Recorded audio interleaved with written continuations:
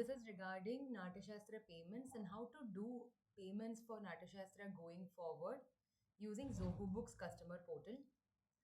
Once when you have registered with Natyashastra, the email ID that you have provided in the onboarding, if you go and check your emails, you would have received the invitation to join the Zoho Books Natyashastra organization. Once when you join this using this invitation, if you can join and register to the Zoho Books organization, you are registering as a customer to Natyashastra.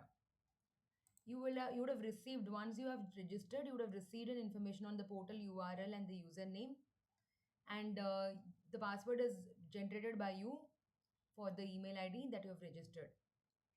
Once when you receive any further invoices from Natyashastra with the invoice number, invoice date, and the due date, before the due date, make the payment for the invoice amount.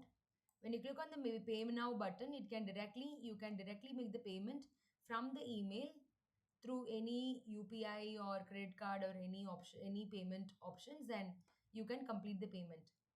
But if you have already registered to Natyashastra Zoho Books organization and you have created a customer portal, then you will be able to go to the homepage of the customer portal under your email ID, and you can access all the invoices that are generated for you on your registered email ID from Natyashastra, and you can use a pay button to pay from here.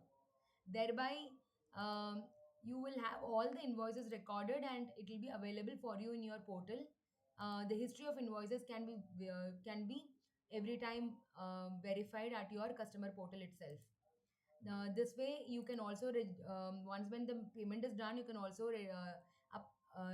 download receipts whenever required. So this will be the customer portal which you might have to log in to check on your payments.